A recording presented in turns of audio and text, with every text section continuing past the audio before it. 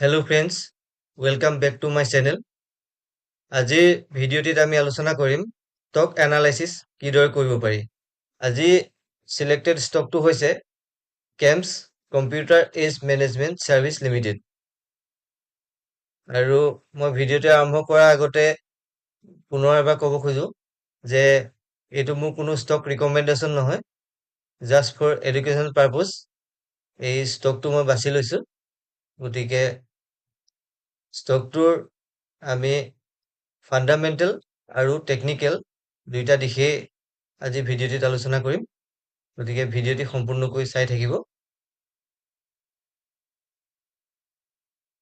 ষ্টকটোৰ price হৈছে 3,905 rupees আৰু ষ্টকটোৰ market কেপিটেলাইজেশ্যন হৈছে 19,320 crores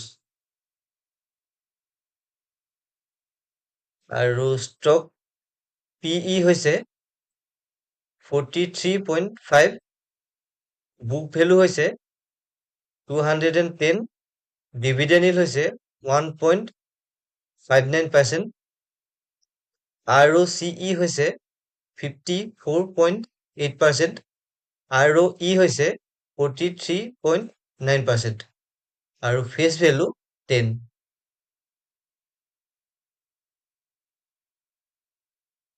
এতিয়া আমি চাম ষ্টকটোৰ pros and cons। pros হৈছে company is almost debt free. কোম্পানীৰ ওপৰত কোনো ধৰণৰ ধাৰ নাই, ই almost debt free company. Company has a good return on equity, ROE track record 3 years, ROE হৈছে 41.6%। Company has been maintaining a highly dividend payout of 72.1%. আৰু cons বিলাক হৈছে stock is trading at 18.6 times its book value।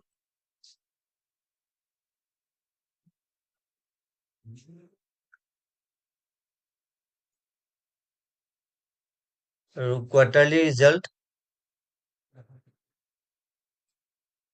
operating profit হৈছে March 2025 ত আছিলে 152 crores আৰু June 2025 ত ই অলপ কমিলে 149 crores আৰু profit before tax হৈছে 1 আৰু profit before tax হৈছে 141 crore আৰু এটো March 2025 ত আৰু June 2025 ত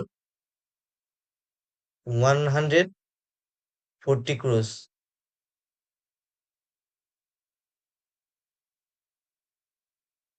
এতিয়া net profit হৈছে March 2025 ত net profit আছিলে 106 crores আৰু June 2025 ত 105 crores, অলপ কমিছে।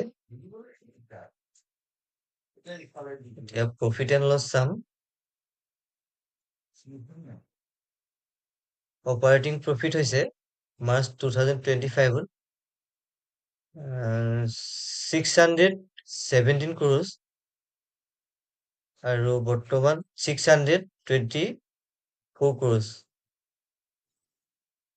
profit before tax March 2025 ত 586 crore আৰু বৰ্তমান 591 crores আৰু net profit অলপ বাঢ়িছে 441 crores আৰু বৰ্তমান 444 crores।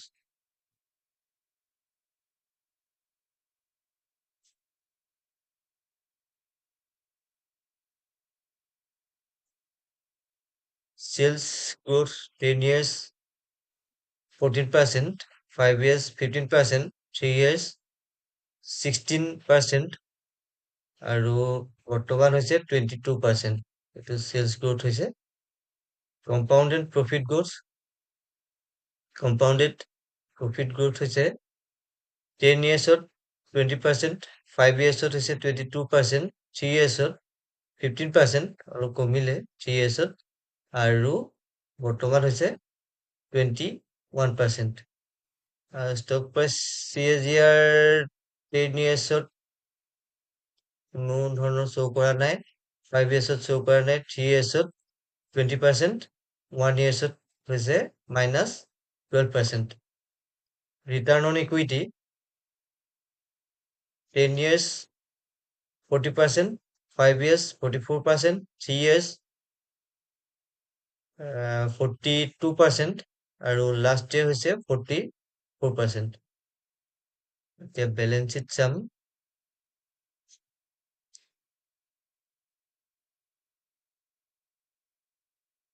এতিয়া ইয়াত আছে, এইটো বৰোয়িং আছে 80, মাৰ্চ 2025 আছিলে 82 crores, আৰু মাৰ্চ 2025 আছে 73 crores। টোটেল লাইবিলিটিজ মাৰ্চ 2024 লৈকে আছিলে 1300 crores, আৰু মাৰ্চ 2025 অলপ বাঢ়িছে 1457 crores। টোটেল এছেটছ আছে মাৰ্চ 2024 আছে 1300 crores টোটেল এছেট, আৰু মাৰ্চ 2025 1457 crores। এতিয়া চাম cash flow, net cash flow. Net cash flow March 2024 আছিলে -12 crore, আৰু মাৰ্চ 2025 হ'লগৈ 7 crore, প্লাছলৈ আহিলে।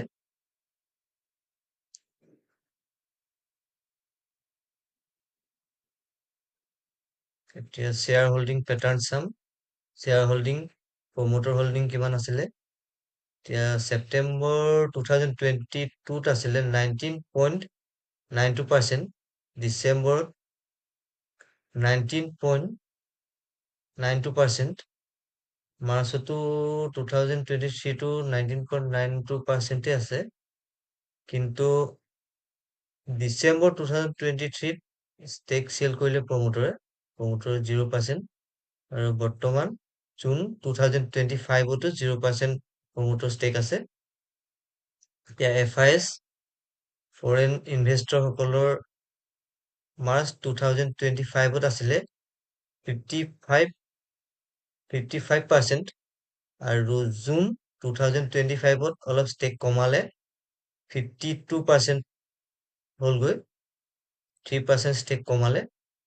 আৰু DIS ডমেষ্টিক ইনষ্টিটিউচনেল ইনভেষ্টৰে মাৰ্চ 2025 16.70% আছিলে, আৰু বৰ্তমান জুন 2025 ষ্টেক বঢ়ালে অলপ 17.31%, আৰু পাব্লিকে ষ্টেক 28.30% আছিলে মাৰ্চ 2025, আৰু জুন 2025 30.70% হ'লগৈ।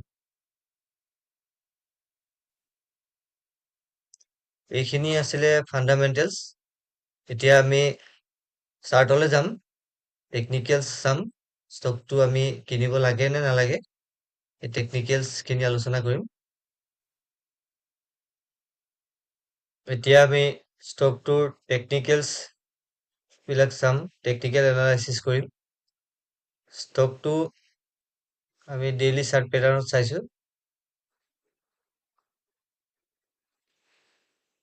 ডেইলি চাৰ্ট পেটাৰ্ণত ষ্টকটো হাই আছিলে অলমোষ্ট 5368.40 পইচা, সিমানলৈকে গৈছিলে। এইটো আছিলে 2024 ডিচেম্বৰ 19 ডিচেম্বৰত তাৰপিছতে ফল হ'ল ডাউন আহি ষ্টকটো ডাউন আহিছিলে 3027.70 পইচালৈকে ডাউন আহিছিলে বৰ্তমান এডাল হৈছে EMA 44 EMA 44 EMA ওপৰলৈ গৈছিলে মাৰ্চ 2025ত তাৰপিছতে প্ৰায় ওপৰতে ট্ৰেড কৰি আছে EMA ওপৰতে বৰ্তমান আকৌ EMA তললৈ আহিছিলে এইটো জুলাই 2025ত ডাউন আহিছিলে ডাউন আহি 3629.40 পইচালৈকে ডাউন আহিছিলে বৰ্তমান আকৌ ষ্টকটো ওপৰলৈ গতি কৰিছে গতিকে এতিয়া যদি ষ্টকটো EMA ওপৰলৈ যায়গে এডাল যিহেতু দেখিছে আপোনালোকে EMA এই EMA ওপৰত যদি ট্ৰেড কৰে EMA ওপৰলৈ গ'লে তেতিয়া আমি বাইং পজিশন বনাব পাৰো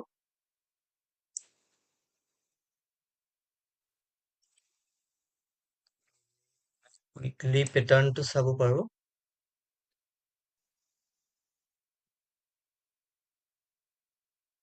তো হৈছে উইকলি প্যাটাৰ্ন উইকলিটো চালেও উইকলিটো প্ৰায় EMA টাচ কৰিব হৈ আছে EMA ওপৰলৈ যদি যায় উইকলি প্যাটাৰ্ন আৰু ডেইলি প্যাটাৰ্নত EMA ওপৰলৈ গ'লে আমি ষ্টকটো বাই কৰিব পাৰো